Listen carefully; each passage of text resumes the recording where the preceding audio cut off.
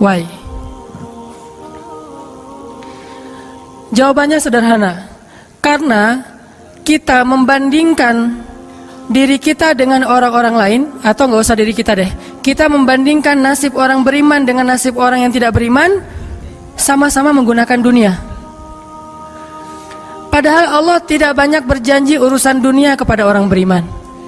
Kalau mau ngebandingin, bandingkanlah orang beriman itu dengan akhirat dan orang yang tidak beriman dengan dunia. Dia dapat apa di dunia, kita dapat apa di akhirat, itu baru imbang perbandingannya. Kalau kita ngebandingin dia dapat apa di dunia, saya dapat apa di dunia, itu perbandingan yang gak matematis menurut Islam, gak logis menurut iman. Baru logis kalau kita ngebandingin, dia orang misalnya riba, terus dia bisa beli aset sekian, saya nggak riba, dapat apa nanti di akhirat, itu baru logis tuh menurut iman. Cuman kalau kita hitung-hitungan, dia kok mengawali usahanya dengan cara riba, saya dengan cara yang lebih syar'i, kok dia dapat sekian aset saya enggak, ini secara hitung-hitungannya aja pertanyaannya udah salah sehingga tidak ada jawaban. Jadi kalau pertanyaannya udah salah, tidak ada jawaban. Makanya yang harus diperjelas dulu pertanyaannya, baru nanti ketemu jawabannya. Saya mau sharing sebuah kisah nih tentang dua orang laki-laki Bani Israel. Satu ahli surga, satu ahli neraka. Yang satu mukmin, yang satu kafir. Yang kedua laki-laki ini juga sempat dikisahkan oleh Allah di dalam surat Al-Kahfi. Nanti teman-teman yang rajin baca Al-Kahfi pada hari Jumat bisa cek tuh. Salah satu kisah di surat Al-Kahfi itu kisah dua laki-laki Bani Israel, yang satu kaya, yang satu miskin, yang satu kafir, yang satu mukmin. Ceritanya dua orang laki-laki Bani Israel ini sama-sama Allah karuniai rezeki sebanyak 4.000 dinar. Sekarang 1 dinar itu kurang lebih sekitar 2,5 juta. Jadi ada 4.000 di dinar. Lalu laki-laki kaya, laki-laki kafir, laki-laki yang tidak beriman, membeli sebuah rumah yang sangat bagus di puncak bukit dengan view yang luar biasa dengan harga 1.000 dinar. Sehingga kemudian dia datang kepada temannya yang mukmin, dia bilang, "Hei, yuk ke rumah saya tunjukin rumah baru saya." Datang nih ke rumah baru laki-laki yang tidak beriman. Pas ngelihat dari gerbangnya luar biasa, tamannya luas, ada rusanya, ada kijangnya, ada marmutnya, ada segala macamnya, ada onta, ada kuda, lengkap aja tuh. Ini rumah atau kebun binatang ya? Pokoknya rumahnya keren aja. Terus laki-laki beriman nanya, "Ini rumah baru?" "Ya." "Berapa kamu belinya?" 1.000 dinar. "Bagus kan?" "Bagus." "Ya udah kamu beli atau 1.000 dinar. Ini rumah kayak gini banyak nih masih dijual." Akhirnya laki-laki mukmin ini pulang. Malam harinya dia sholat, kemudian dia berdoa, "Ya Allah, sahabat saya sudah membeli sebuah rumah yang besar, rumah yang bagus dengan harga 1.000 dinar. Maka besok saya ingin membeli itu di surga dengan cara bersedekah 1.000 dinar. Maka berikanlah untuk saya rumah yang lebih bagus di surgamu ya Allah." Dia sedekah 1.000 dinar. Lalu besoknya ketemu sama temannya yang tidak beriman, nanya, "Udah beli rumah?" "Udah." "Di mana?" "Nggak dekat dengan rumah saya, jauh," kata dia. "Di mana itu?" "Di surga." "Hah? Caranya gimana?" "Sedekah." "Wah, kamu mah orangnya fanatik lah, istilahnya sok soleh lah, apalah segala macam, Pak Haji." Diledekin aja tuh. Diledekin. Taulah yang udah hijrah kan gitu ya, suka ada istilah-istilah ngeledekin. Ya udah hijrah, anak masjid, apa istilah-istilahnya. Diledekin gara-gara dia bersedekah 1.000 dinar, sebagai ganti temannya yang membeli 1.000 dinar itu bisa beli rumah yang besar. Diledekin terus. Setelah berlalu sekian lama, kemudian laki-laki yang pertama ini yang tadi tidak beriman nikah. Istrinya tuh cantiknya luar biasa, usianya ABG, cantik. Setelah selesai dia lamar, nikah, pas hari pernikahan ngundang temannya yang beriman. Datang ya ke acara pernikahan saya. Acaranya tuh weddingnya itu ada IO-nya, IO terkenal, paling terkenal di situ. IO Bani Israel. Paling. Jadi wedding bukan IO ya, wedding organizer-nya Bani Israel. Kan orang Bani Israel mah, orang Yahudi ini kalau bikin acara tuh luar biasa ya. Kayak mereka bikin Tomorrowland segala macam kan. Jadi bikinlah wedding organizer ini bikin acara wedding yang luar biasa, menghabiskan berapa? Kalau sekarang mungkin di TV-TV itu suka diumumin biaya weddingnya itu berapa miliar kan, suka gitu tuh. Nah dia ngumumin. Atau kalau nggak dia umumin pun orang-orang bilang, tahu nggak itu acaranya habis berapa? 1.000 dinar. Habis 1.000 dinar. Dia nanya, ini emang habis 1.000 dinar? Ya, maharnya 1.000 dinar. Mahar si cewek cantik. Cewek paling cantik di kota itu aja. Tidak ada lagi cowok kecuali pernah suka sama tuh cewek. Tapi dia dapat gara-gara punya uang 1.000 dinar. Saya pernah guyon sama istri saya, nanti kalau anak kita nikah, maharnya nggak usah mahal-mahal, 2 miliar aja. 1 miliar buat dia, 1 miliar buat bapaknya. Nah, 1.000 dinar. Udah gitu dia pulang nih orang beriman. Malamnya dia tahajud, dia berdoa kepada Allah, ya Allah, teman saya udah nikah, dan saya mau masih gini aja. Tuh ya, ini pedoman buat teman-teman ya. Kalau ada yang ngasih kartu undangan, tanya maharnya berapa? Maharnya 10 juta. Waduh, saya pas nih 10 juta. Bilang ke Allah, ya Allah, sama kayak dia. Saudara saya, teman saya sudah menikah dengan mahar 1.000 dinar. Dan saya masih punya. Saya ingin melamar bidadari di surga dengan 1.000 dinar. Nikahkanlah saya dengan bidadari paling cantik di surga, ya Allah. Ini 1.000 dinarnya, sedekah 1.000 dinar. Temannya punya anak, ceritanya pas lagi reuni SMP gitu ya. Lagi reunian tanya, kok masih sendiri aja? Enggak sendiri, cuma nggak dibawa. Itu trik menjawab pertanyaan yang nyelekit tadi. Loh, kok kamu sendiri? Nggak ditemenin sama si dia? Enggak, lagi nggak enak badan. Nggak dibawa katanya. Loh, kok nggak dibawa? Soalnya masih di surga. Udah aja. Oh, di surga gimana caranya? Sedekah 1.000 dinar. Wah, lo benerannya keterlaluan lo. Habis-habisan dibully. Dibully habis-habisan gara-gara dia nggak melamar cewek dengan 1.000 dinar, malah pakai sedekah untuk melamar bidadari hurul ain. Baca surat Ar-Rahman paragraf terakhir tentang hurul ain. Fihinna qasiratut tarfi lam yatumithunna insun qablahum wala jan. Gak ada manusia yang kayak gitu. Qasiratut tarf, cewek yang matanya besar tapi sayu. Matanya besar tapi sayu. Kalau mata saya kecil, matanya besar tuh. Orang sekarang kan banyak pengen mata besar, sampai diedit dulu di berapa tuh? Aplikasi teh. Itu. Di fotoras lah, apalah diedit supaya matanya disobek dikit bagian ininya jadi besar gitu ya. Dikasih eyeshadow, dikasih segala macam supaya matanya besar. Kenapa? Mata besar itu simbol dari kecantikan. Makanya bidadari itu bahasa Arabnya hurul ain, yang matanya besar. Lam yatumithunna insun qablahum walajan. Belum pernah disentuh. Disentuh doang loh ya, bukan yang lain. Cuma disentuh aja, belum pernah oleh manusia dan jin. Murni, asli, original. Belum pernah dilihat oleh siapapun, benar-benar tersimpan. Kannahunnal yaqut wal marjan, seolah-olah mereka itu adalah yaqut wal marjan, mutiara yang wangi. Udah mutiara, wangi pula. Yaqut wal marjan. Bukan Yakult yang diminum sehari, itu ya. Yakult beneran. Ditambah lagi nanti di ayat yang lain, fihinna khairatun hisan. Perempuan yang khairat. Khairat itu artinya banyak anak, subur. Dan di surga itu orang berkeluarga dan beranak pinak. Sehingga seseorang ketika pengen punya anak, langsung punya anak, tidak perlu 9 bulan hamil. Dan gak perlu juga sesar. Udah aja lahir. Lahir dengan cara yang Allah ciptakan, sangat indah. Tidak perlu ada wahnan ala wahnin, tidak ada kepayahan demi kepayahan. Lahir anak. Dan anaknya bisa pesen, request.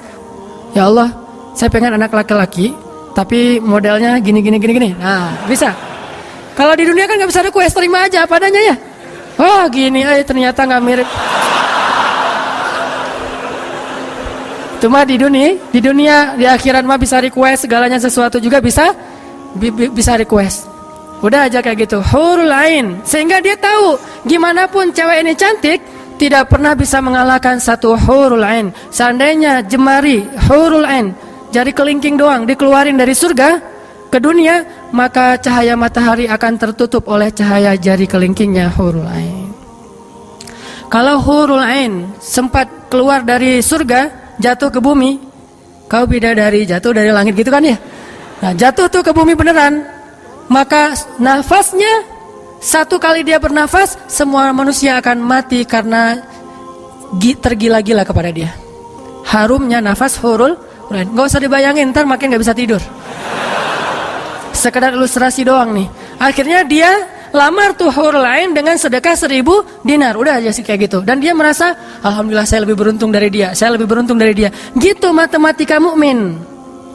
Baru setelah beberapa tahun, teman yang pertama tadi yang tidak beriman beli kebun yang sangat luas. Lalu ngajak lagi teman yang beriman, yuk ke kebun saya. Kamu udah punya kebun? Udah, datang aja. Kamu tahu nggak nih kebun yang saya beli berapa? 2000 dinar. Kebun korma yang sangat luas, yang di dalamnya ada mata airnya sendiri, yang tidak seolah-olah tidak ada batas ketika kita memandangnya. Terus sepanjang mata memandang. Kebun kurma yang rindang, 2000 dinar. Lalu laki-laki ini pulang lagi, ya Allah, izinkan saya membeli kebun-kebun surgamu dengan 2000 dinar, karena saudara saya itu sudah membeli kebun di dunia. Sedekah lagi 2000 dinar. Terus kayak gitu sampai mereka tua. Yang satu meninggal dalam keadaan kaya raya tapi kafir, yang satu lagi meninggal dalam keadaan miskin tapi beriman. Siapa lebih beruntung? Tergantung matematika yang dipakai. Kalau matematikanya materi duniawi, pasti orang yang pertama yang tidak beriman lebih beruntung. Bisa menikmati dunia habis-habisan sampai hari tuanya. Tapi kalau matematikanya matematika mukmin, Rabbani, maka pasti yang kedua lebih beruntung dari yang pertama. Nanti setelah mereka meninggal, ini ceritanya panjang sekali dan kemudian jadi salah satu tafsir dari Al-Quran surat As-Saffat yang nanti kita baca. Di akhirat, kalau teman-teman tahu, kalau kita baca tafsir itu ternyata ya, di surga itu punya jendela. Kayak rumah punya jendela. Cuman saya nggak tahu seperti apa bentuk jendelanya, karena surga itu kata Nabi, ma la ainun ra'at wa la udhunun sami'at, yang nggak pernah dilihat oleh mata, yang nggak pernah didengar oleh telinga, yang nggak pernah dibayangkan oleh imajinasi manusia. Yang jelas ada jendela itu di surga. Nah, jendela ini apa? Jendela ini dipakai untuk mengintip ke neraka. Jadi nanti kalau ada kisah-kisah penduduk surga menyelamatkan orang-orang di neraka, itu lewat jendela itu. Kalau ada cerita penduduk surga dan penduduk neraka berdialog, itu lewat jendela itu. Bukan keluar dulu, sama-sama keluar terus ada ruangan khusus dialog gitu, enggak. Atau pakai misalnya Skype gitu ya, nelpon neraka pakai Skype. Tling, lagi disiksa, aduh ada yang nelpon, bentar dulu. Kan nggak ada yang gitu ya. Ini mah pakai jendela. Jadi jangan pakai imajinasi teknologi yang sekarang. Nggak ada Skype, nggak ada WhatsApp call, video call gitu. Nggak ada line. Yang ada lewat jendela. Begitu dia ngelihat ke jendela, dia langsung Allah berikan dimensi melihat neraka. Langsung Allah kasih ruang untuk bisa melihat neraka. Di neraka itu dia akan bertanya kepada malaikat neraka, ngasih kayak kertas gitu. Tolong cariin yang namanya ini. Cariin. Oh ya, ini masa nggak kenal kayaknya di surga. Emang siapa? Hananataki. Penduduk malaikat neraka mah nggak kenal. Amin. Aminin atuh. Mudah-mudahan semua kita tidak dikenal di neraka. Dikenal di surga insya Allah. Kalau ini mah nggak boleh heureuy. Ini serius nih mah. Udah aja ngasih nama gitu ya ke malaikat penjaga neraka. Kenal nama ini nggak? Oh ntar dulu nanya ke yang lain. Kenal nama ini nggak? Wah ada tuh yang di pojok sana tuh lagi dihabis-habisin sama malaikat. Udah malaikat yang itu bawain sini gitu. Pas dibawain ternyata itu adalah laki-laki tadi yang di dunia saling bersaing dalam memperkaya diri. Satu memperkaya diri di dunia, yang satu lagi memperkaya diri di akhirat. Bro, gimana nasib lo sekarang? Waduh, saya sekarang disiksa segala macam. Dia ngaku kesalahannya. Lah kamu gimana? Dulu kamu katanya beli rumah di surga, terus nikah di surga, terus beli kebun di surga, udah dapat. Wah, bukan dapat lagi. Ternyata 1000 dinar itu bukan satu istana loh bro. 1 dinar itu sekian ribu istana. Sekarang saya 1000 dinar, bayangin aja. Gitu. Makin sakit kan ya? Makin nelangsa, makin stres. Udah di neraka stres pula, stroke lagi. Kena kejang-kejang gitu. Nggak di neraka kejang-kejang aja nggak enak, stroke nggak enak, apalagi udah stroke-nya di neraka kan lebih nggak enak tuh. Orang kena penyakit jantung di dunia nggak enak, ini penyakit jantungnya di neraka lebih nggak enak lagi. Ini mah imajinasi saya. Sesuai dengan di Al-Quran surat As-Saffat, dialog antara penduduk surga dan penduduk neraka. Inilah teman-teman matematika untuk mengukur siapa lebih beruntung. Sehingga kita tidak perlu bertanya, kenapa? Why? Saya udah hijrah kok makin susah hidup saya. Dunia itu, akhirat enggak. Kalau kita mengukur amal kita hanya dengan dunia, kita bakal sering kecewa karena Allah tidak menilai dunia ini bahkan lebih ringan daripada 11 sayap nyamuk. Seandainya kata Nabi dunia ini di mata Allah ada harganya, pasti Allah nggak mau ngasih dunia kepada orang yang tidak beriman, nggak mau. Berhubung dunia ini tidak ada nilainya, Allah kasihlah kepada orang yang tidak beriman. Sedangkan yang bernilai Allah simpan untuk orang yang beriman dan sabar. Pakai kacamata Rabbani, cara pandang Allah Subhanahu Wa Taala. Sehingga ketika kita hijrah, kita minta tolong kepada Allah urusan dunia, tetapi kita yakin kalau kita istiqomah, ikhlas, maka di akhirat wa ma indallahi khair. Itu harus jadi mantra yang kita ulang-ulang tuh. Kalau teman-teman lagi cemburu dengan dunia seseorang, bilang wa ma indallahi khair. Apa yang ada di sisi Allah lebih baik. Udah nggak jadi cemburu tuh. Saya pakai itu sebagai terapi buat diri saya sendiri. Kalau saya lagi ada rasa kayak kepengen apa yang orang punya, ada rasa iri, ada rasa cemburu, ada rasa kayak merasa orang lain lebih beruntung dari kita, saya selalu pakai mantra wa ma indallahi khair, wa ma indallahi khair, wa ma indallahi khair. Sehingga hilanglah rasa cemburu itu. Apa yang ada di sisi Allah lebih baik, apa yang ada di sisi Allah lebih baik, apa yang ada di sisi Allah lebih. Walal akhiratu khairul laka minal ula, wal akhiratu khairu wa abqa. Akhirat lebih baik bagimu dan daripada dunia. Akhirat lebih baik dan lebih kekal. Itu aja yang kita ulang-ulang mantranya. Wa ma indallahi khair. Udah aja senyum. Kita yang istiqomah gini-gini aja, orang lain yang tidak istiqomah yang sudah melenceng jadi gitu. Ya udah, apa yang di sisi Allah lebih baik. Ada yang gara-gara misalnya dukun bertindak jadi nikah. Kita bertindak sendiri nggak nikah-nikah misalnya ya. Ya udah aja, wa ma indallahi khair.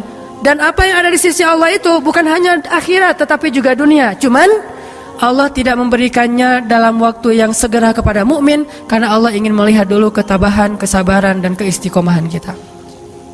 Matematika itu coba kita pakai dalam hidup. Kayak saya pernah dulu banget awal-awal saya di Bandung masih senang usaha-usaha gitu sebelum ada dakwah. Kan pertama saya masuk ke Bandung bukan berdakwah. Lama-lama setelah lelah berusaha akhirnya berdakwah. Karena nggak mendapatkan kebahagiaan hanya dengan harta. Kan dulu saya pernah usaha bisnis pulsa yang saya pernah cerita. Ada 60 cabang pulsa saya di Bandung. Terus naik lagi bisnis jual beli mobil bekas. Beli, jual. Terus terakhir pernah main properti walaupun nggak sampai punya klaster, sampai punya perumahan. Tapi 1-2 properti beli, jual lagi, perbaiki, jual dan segala macam.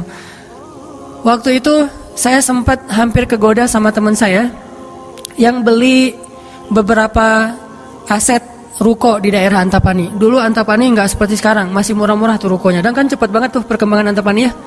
Dia beli tuh 1 ruko di Antapani dengan DP, lalu dia cicil. Nah, cicilannya ini dibayar oleh yang kontrak. Kebetulan ruko dia dikontrak oleh Warung Padang. Sehingga dia paling nambah-nambah dikit lah, walaupun yang nggak bisa utuh, tapi dia nambah-nambah dikit. Ini udah azan? Udah?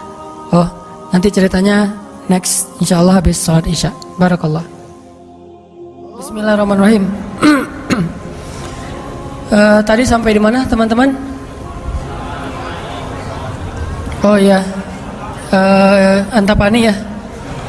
Sampai Antapani. Nah waktu itu nggak ada basa-basi, langsung aja Bismillahirrahmanirrahim. Teman-teman kita lanjutkan sampai di Antapani. Jadi teman saya tuh ada yang investasi dengan beli salah satu ruko di Antapani dengan cara nyicil DP, terus yang bayar cicilannya itu adalah yang kontrak. Kalau nggak utuh pun dia tambahin sedikit lah. paling nambahin 500.000 sebulan. Setelah kurang lebih 3 tahun, akhirnya itu udah lunas, dia bisa nge-DP-in lagi yang baru. Setelah sekitar 5 tahun berjalan, saya ketemu lagi sama dia. Dia bilang, ini semuanya udah ruko saya nih. Udah ada sekitar 6 ruko yang dia punya, dan setengahnya dipakai sama Alfamart. Sisanya dipakai ada warung Padang, ada apa di situ. Sehingga dengan cara dia bisa cepat berkembang. Saya di awal menganggap diri saya itu agak-agak idealis. Anggapan pertama, waduh saya ini kayaknya terlalu idealis kali ya gitu. Mulai galau kan, mulai tidak istiqomah. Jangan-jangan saya terlalu kaku nih dalam agama. Lagi nyari-nyari dalil mana nih yang membolehkan gitu kan ya. Biasalah, apalagi ustadz kan bisa ngotak-ngatik gitu kan. Sampai bisa menemukan dalil boleh, tapi nggak nemu. Akhirnya yang bisa menguatkan hati apa? Wa ma indallahi khair. Apa yang ada di sisi Allah lebih baik. Kalau mau kayak gitu, mungkin sekarang saya udah punya juga beberapa ruko. Tapi karena nggak bisa dengan cara seperti itu, akhirnya ya punya itu aja dan tidak berkembang secara duniawi. Tetapi saya yakin mudah-mudahan dengan itu kita berinvestasi di akhirat. Makanya ini matematika harus jadi pola pikir kita, harus jadi mindset, persepsi kita dalam hitung-hitungan amal. Sehingga ketika kita belajar Islam, mulai bertaubat, mulai berhijrah, lalu Allah Subhanahu wa taala seolah-olah lebih memanjakan orang lain yang belum berhijrah, yang belum bertaubat daripada kita dengan dunia. Katakan wa ma indallahi khair. Apa yang ada di sisi Allah lebih baik. Katakan bahwa wal akhiratu khairun wa abqa. Akhirat lebih baik dan lebih kekal. Katakan walal akhiratu khairul laka minal ula. Dan akhirat itu lebih baik bagimu daripada dunia. Ini yang memotivasi kita untuk bisa istiqomah, sehingga kita tidak ngerasa dicurangin sama Allah Subhanahu wa taala. Karena Allah melihat balasan akhirat itu lebih baik daripada ngebalas di dunia. Sehingga Allah kalau sayang kepada seorang hamba, Allah menyediakan akhirat lebih besar daripada dunia untuk dia. Seandainya dunia itu adalah bentuk kasih sayang Allah, maka Allah sudah memberikan kekayaan dunia kepada semua nabi yang Allah cintai. Tapi nabi yang kaya itu sedikit. Rata-rata nabi itu susah hidupnya, apalagi setelah menjadi nabi. Nabi Muhammad sebelum jadi nabi hidupnya luar biasa kan? 40 tahun pertama, terutama 15 tahun pertama setelah menikah dengan Khadijah, gimana kehidupan Nabi Muhammad? Segalanya ada. Khadijah itu orang yang paling kaya, perempuan paling kaya di Mekah, menikah dengan Nabi Muhammad yang pintar dalam berdagang. Gak pernah Nabi rugi dalam berdagang. Jujur tapi untung. Sehingga selama 15 tahun Nabi mau traveling kemana aja bisa. Traveling ke Syam bisa, traveling ke Yaman bisa. Syam dan Yaman itu jarak yang cukup jauh. Mau ngapain aja bisa. Punya ternak yang sangat banyak, punya kebun kurma yang luas sekali dan segala macam. Rumahnya rumah terbaik di kota Mekah. Hidup selama 15 tahun dalam kenikmatan. Begitu jadi nabi, langsung kayak terjun payung, cepat sekali. Sampai akhirnya Khadijah wafat ketika Nabi masih di Mekah dalam keadaan hampir tidak punya warisan apa-apa. Jadi kurang dari 13 tahun jatuh miskin, fakir. Sampai ketika hijrah ke Madinah, Aisyah curhat. Apa kata Aisyah? Di rumah Rasulullah itu lebih dari 1 bulan tidak ada asap di dapur. Dalam keadaan tidak pernah masak selama berbulan-bulan. Soalnya kalau kita mah beli warung Padang, jadi nggak perlu masak ya. Kenapa itu rumah nggak pernah masak? Yalah, soalnya dia punya warung, jadi masaknya di warung, tinggal dibawa aja ke rumah. Nabi benar-benar nggak pernah masak tuh. Coba bayangin, pernah nggak Nabi bilang gini ke Allah, Allah, lah saya kan kerjanya sama Allah, kok malah jadi kayak gini, hidup saya jadi susah gini? Nggak pernah Allah Nabi mengatakan demikian. Kenapa? Karena Nabi tahu logikanya.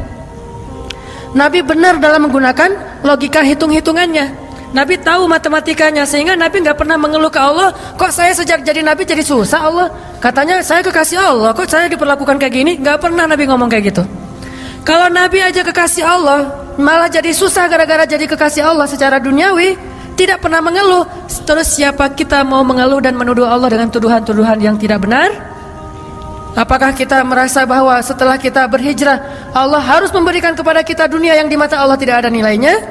Berarti kita meminta kepada Allah sesuatu yang tidak baik dan membuang sesuatu yang baik. Itulah yang dulu pernah dinasihatkan oleh Musa kepada Bani Israel di dalam surat Al-Baqarah. Coba teman-teman lihat di surat Al-Baqarah itu ayat 61.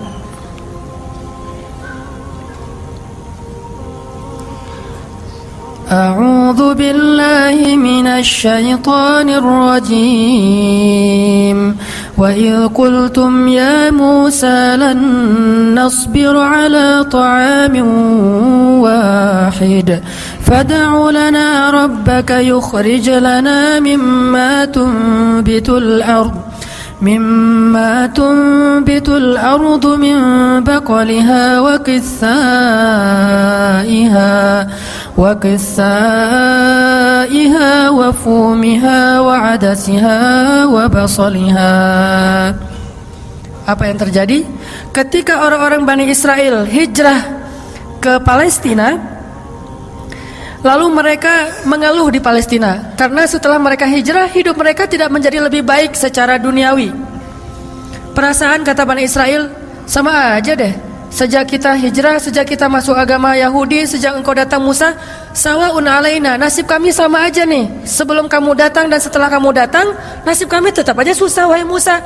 Ini logika Bani Israel. Makanya banyak Bani Israel itu yang kufur kepada Allah karena pakai logika ini. Logika 2 tambah 2 4. Itu logika Bani Israel. Kalau dalam urusan agama, beda kalau dalam urusan matematika. Jangan bilang, "Dek, 2 tambah 2 berapa?" 4. Bani Israel. Jangan. Itu mah matematika. Kalau dalam urusan agama itu logika Bani Israel. Mereka selalu menghitung-hitung itu dengan logika matematika duniawi. 2 tambah 2 4. Sehingga mereka selalu mengeluh, "Ya Musa, sama saja nasib kami engkau datang dan engkau tidak datang dulu, sama-sama susah. Terus apa baiknya dengan kedatanganmu wahai Musa?" Mereka menghitung kebaikan itu hanya dari sisi materi saja. Padahal kedatangan Musa telah mengeluarkan mereka dari perbudakan kalau mau dihitung lebih jujur di urusan dunia. Kedua, dengan kedatangan Musa mereka akhirnya diselamatkan dari kejahatan dan kekejaman Firaun yang membunuh anak laki-laki mereka dan memperbudak anak perempuan. Apakah mereka lupa? Afala ta'qilun ya Bani Israel? Tidakkah kalian berpikir wahai Bani Israel? Ditambah lagi dengan janji Allah untuk Bani Israel, Allah bukakan langit dan bumi untuk Bani Israel. Bayangin Bani Israel lagi hijrah nih dari Mesir ke Palestina. Di tengah jalan haus. Musa haus ngadu. Hashtag semuanya viral, haus Bani Israel. Hashtagnya haus. Akhirnya Nabi Musa berdoa kepada Allah, "Ya Allah, beri mereka air." Keluarlah mata air satu untuk Bani Israel yang ada 12 suku. Berapa? 12 gitu? Lupa Ya gitu deh. Oh ini nih. Ya 12. Ithnata asyara aina. 12 suku. Pakai satu mata air. Udah gitu karena Bani Israel ini orangnya nggak bisa teratur hidupnya, suka nggak bisa ngantri, nggak bisa teratur, nggak sabaran, pokoknya tamak aja. Begitu keluar satu mata air, mereka ada 12 suku berantem.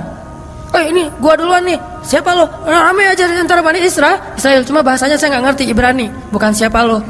Udah aja gitu, rame sesama Bani Israel. Akhirnya mereka ngeluh lagi, "Musa, masa sih satu mata air? Nih rebutan nih, daripada kita nanti rame, daripada putus silaturahim, doain dong, minta 12 mata air." Nabi Musa berdoa lagi. Akhirnya keluar 12 mata air. Dimanja banget sama Allah. Udah keluar 12 mata air, mereka minum. Jalan lagi, "Musa, dari kemarin kita makannya perasaan roti wae, gak ada daging gitu Musa?" Nanya daging. Ini kayaknya nih buffetnya nggak internasional nih, Asian food gitu, nasi gitu ya. Saya pengen sekali-kali dong Musa cari yang buffet yang international food gitu. Akhirnya Allah kasih man nawassal, kasih burung datang sendiri untuk disembelih. Datang tuh burung terbang depan Bani Israel, nunduk langsung gini. Enggak. Coba burung Bani Israel. Coba ada nggak burung kayak gitu sekarang? Bebek gitu ya. "Pak, hari ini kita masak bebek." "Oh boleh. Bebek." Datang seperti bebek teh. Yam, yaitu ayam datang. Nggak ada kan sekarang kan ya? Allah tundukkan burung yang liar kepada Bani Israel, datang untuk disembelih langsung dibakar, terus makan. Kemudian keluar lagi makanan-makanan luar biasa, datang dari langit seperti datang kepada Maryam alaihissalam. Masih ngeluh juga. Terus jalan lagi, Musa haredang cenah. Panas, datang awan menaungi Bani Israel. Mana ada manusia, bangsa di muka bumi ini selain para nabi yang dinaungi awan sepanjang perjalanan coba, kecuali Bani Israel dan orang-orang modern yang pakai kendaraan udah tertutup ya. Kalau dulu mah Bani Israel kemana mereka pergi awan ngikutin. Wan, sana ya kata awan saya. Bukan si Iwan, awan. Udah aja jalan. Bani Israel mana? Kadang-kadang suka iseng, nih lihat awannya nih, ikutin kita nggak ya? Lari ya, lari, awannya ikut lari. Namanya Bani Israel iseng. Tapi Allah masih diakal-akalin sama mereka kan? Yang pernah saya cerita, disuruh bayar zakat, mereka katakan kami mah zakat 2,5% mah itu orang pelit lah. Kalau zakat mah nggak usah tanggung-tanggung 2,5%, 10% kan Islam 2,5%, Nasrani 10%, Bani Israel 100%. Hah? Sampai Musa aja kaget 100%. Benar gitu syariatnya 100%. Wah Musa 100% ya. Kami berani memberikan zakat 100%. Caranya gimana? Dikumpulin semua gandumnya, dilempar ke langit, terus dia bilang ya Allah ambil sesukamu, yang jatuh ke bumi itulah hak saya. Itulah Bani. Saya lempar semuanya, gandum, roti, segala macam, korma dilempar ke langit. Ya Allah ambil sesukamu ya Allah. Yang jatuh ke bumi berarti engkau ridho untuk saya. Mana ada yang nyangkut di tengah antara langit dan bumi kan?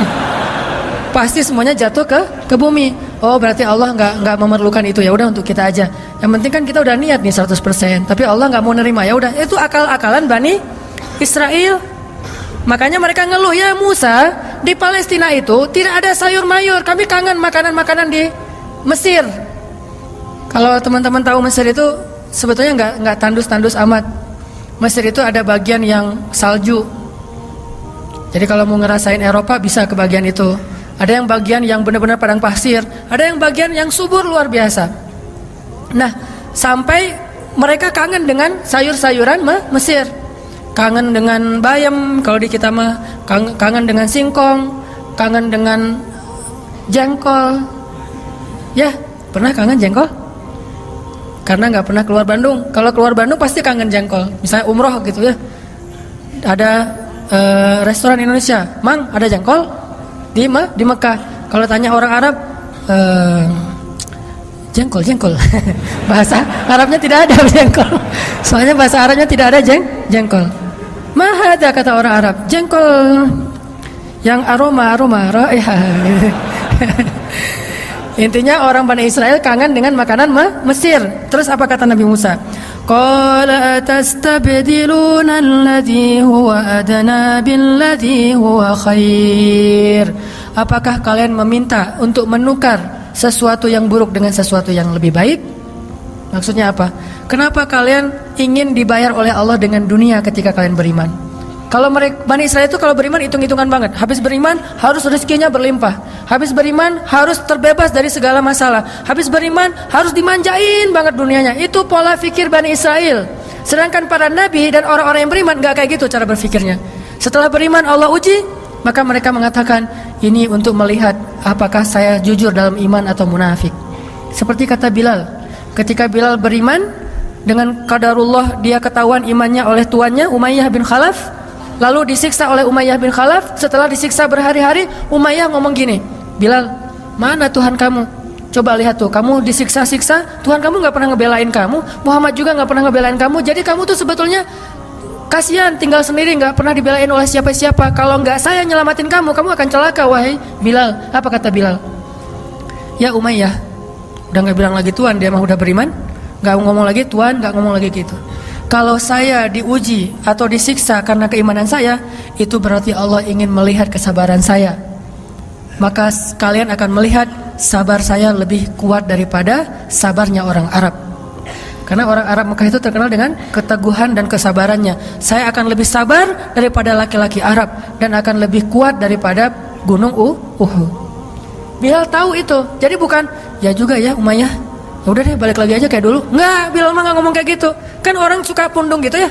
Pundung fisabilillah. Baru hijrah Allah kasih ujian pundung. Aduh, sama aja udah hijrah nggak hijrah tetap aja nggak bisa dapat jodoh. Gitu kan. Akhirnya udahlah sekalian kayak dulu aja. Aduh sama aja, ternyata udah rajin ngaji belum kelihatan juga ke atas, masih aja nggak ada yang kecantol misalnya kan ya. Aduh udah rajin udah pindah kerjaan, tetap aja belum dapat kerjaan yang lebih baik. Kata Allah, wa may yattaqillah yaj'al lahu makhraja. Mana? Wa yarzuqhu min haitsu la yahtasib. Mana tuh? Jawabannya Allah berikan itu setelah Allah lihat kesabaran kita. Kalau Allah belum melihat kesabaran kita, Allah nggak akan kasih apa yang Allah janjikan. Karena yattaqillah bukan hanya taubat tetapi sabar, itu satu paket. Takwa itu at-ta'ah was sabr, itulah takwa. Taat dan sabar itulah takwa. Wa may yattaqillah, siapa yang taat lalu sabar, baru Allah janjikan yaj'al lahu makhraja wa yarzuqhu min haitsu la yahtasib. Wa may yattaqillaha yaj'al lahu min amrihi yusra wa may yattaqillaha yukaffir anhu sayyi'atihi wa yu'zim lahu ajra.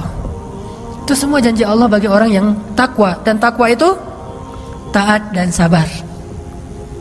Kalau taat doang tapi nggak sabar, pundung tadi, maka Allah tidak punya janji apapun dengan dia. Ini logika yang dipakai oleh Allah, hitung-hitungan matematikanya Allah Subhanahu wa taala, sehingga kita tidak kecewa.